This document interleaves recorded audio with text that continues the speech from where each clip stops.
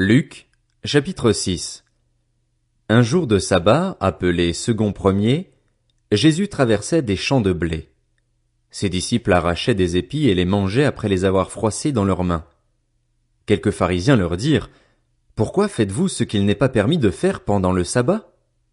Jésus leur répondit: N'avez-vous pas lu ce qu'a fait David lorsqu'il a eu faim, lui et ses compagnons? Il est entré dans la maison de Dieu, a pris les pains consacrés, en a mangé et en a donné même à ses compagnons, bien qu'il ne soit permis qu'aux prêtres de les manger. Puis il leur dit: Le Fils de l'homme est le Seigneur même du sabbat. Un autre jour de sabbat, Jésus entra dans la synagogue et se mit à enseigner. Là se trouvait un homme dont la main droite était paralysée. Les spécialistes de la loi et les pharisiens observaient Jésus pour voir s'il ferait une guérison le jour du sabbat, afin d'avoir un motif pour l'accuser. Mais Jésus connaissait leurs pensées et il dit à l'homme qui avait la main paralysée: Lève-toi et tiens-toi là au milieu. Il se leva et se tint debout. Jésus leur dit: Je vous demande s'il est permis, le jour du sabbat, de faire du bien ou de faire du mal, de sauver une personne ou de la tuer. Alors il promena son regard sur eux tous et dit à l'homme: Tends ta main. Il le fit et sa main fut guérie, elle fut saine comme l'autre. Ils furent remplis de fureur et se consultèrent pour savoir ce qu'ils feraient à Jésus. À cette époque-là, Jésus se retira sur la montagne pour prier. Il passa toute la nuit à prier Dieu. Quand le jour fut levé, il appela ses disciples et il en choisit parmi eux 12 auxquels il donna le nom d'apôtres: Simon, qu'il appela aussi Pierre, André, son frère, Jacques, Jean, Philippe, Barthélemy, Matthieu, Thomas, Jacques, fils d'Alphée, Simon, appelé le Zélote, Jude, fils de Jacques, et Judas l'Iscariote, celui qui devint un traître. Il descendit avec eux et s'arrêta sur un plateau où se trouvait une foule de ses disciples et une multitude de personnes de toute la Judée, de Jérusalem et du littoral de Tyr et de Sidon. Ils étaient venus pour l'entendre et pour être guéris de leur maladie.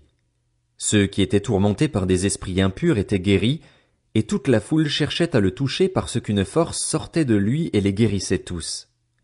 Alors Jésus leva les yeux sur ses disciples et dit: Heureux vous qui êtes pauvres, car le royaume de Dieu est à vous. Heureux vous qui avez faim maintenant, car vous serez rassasiés. Heureux vous qui pleurez maintenant, car vous rirez. Heureux serez-vous lorsque les hommes vous détesteront, lorsqu'ils vous chasseront, vous insulteront et vous rejetteront comme des êtres infâmes à cause du Fils de l'homme. Réjouissez-vous, ce jour-là, et sautez de joie, parce que votre récompense sera grande dans le ciel. En effet, c'est de la même manière que leurs ancêtres traitaient les prophètes. Mais malheur à vous, riches, car vous avez votre consolation. Malheur à vous qui êtes comblés maintenant, car vous aurez faim. Malheur à vous qui riez maintenant, car vous serez dans le deuil et dans les larmes. Malheur lorsque tous les hommes diront du bien de vous, car c'est de la même manière que leurs ancêtres traitaient les prétendus prophètes. Mais je vous dis, à vous qui m'écoutez, aimez vos ennemis, faites du bien à ceux qui vous détestent, bénissez ceux qui vous maudissent, priez pour ceux qui vous maltraitent. Si quelqu'un te frappe sur une joue, présente-lui aussi l'autre. Si quelqu'un prend ton manteau, ne l'empêche pas de prendre encore ta chemise. Donne à toute personne qui t'adresse une demande et ne réclame pas ton bien à celui qui s'en empare. Ce que vous voulez que les hommes fassent pour vous, faites-le vous aussi de même pour eux. Si vous aimez ceux qui vous aiment, quelle reconnaissance en avez-vous? En effet, les pécheurs aussi aiment ceux qui les aiment.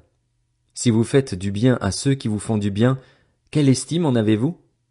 En effet, les pécheurs aussi agissent de même. Et si vous prêtez à ceux dont vous espérez recevoir en retour, quel gré vous en sait-on? En effet, les pécheurs aussi prêtent aux pécheurs afin de recevoir l'équivalent. Mais aimez vos ennemis, faites du bien et prêtez sans rien espérer en retour. Votre récompense sera grande et vous serez fils du Très-Haut, car il est bon pour les ingrats et pour les méchants. Soyez donc pleins de compassion, tout comme votre Père aussi est plein de compassion. Ne jugez pas et vous ne serez pas jugés. Ne condamnez pas et vous ne serez pas condamnés. Pardonnez et vous serez pardonnés. Donnez et on vous donnera. On versera dans le pan de votre vêtement une bonne mesure, tassée, secouée et qui déborde, car on utilisera pour vous la même mesure que celle dont vous vous serez servis. Il leur dit aussi cette parabole. Un aveugle peut-il conduire un aveugle? Ne tomberont-ils pas tous deux dans un fossé? Le disciple n'est pas supérieur à son maître, mais tout disciple bien formé sera comme son maître. Pourquoi vois-tu la paille qui est dans l'œil de ton frère et ne remarques-tu pas la poutre qui est dans ton propre œil? Ou comment peux-tu dire à ton frère, Frère, laisse-moi enlever la paille qui est dans ton œil, toi qui ne vois pas la poutre qui est dans le tien? Hypocrite, enlève d'abord la poutre de ton œil, et alors tu verras clair pour retirer la paille qui est dans l'œil de ton frère. Un bon arbre ne porte pas de mauvais fruits, ni un mauvais arbre de bons fruits. En effet, chaque arbre se reconnaît à son fruit. On ne cueille pas des figues sur des ronces et l'on ne vendange pas des raisins sur des ronces.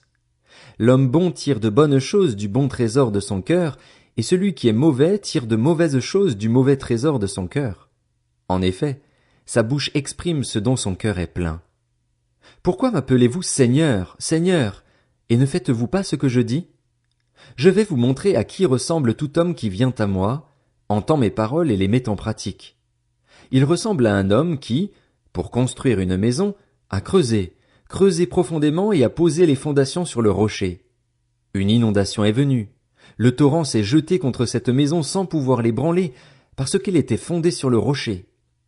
Mais celui qui entend et ne met pas en pratique est semblable à un homme qui a construit une maison sur la terre, sans fondation. Le torrent s'est jeté contre elle et aussitôt elle s'est écroulée. La ruine de cette maison a été grande.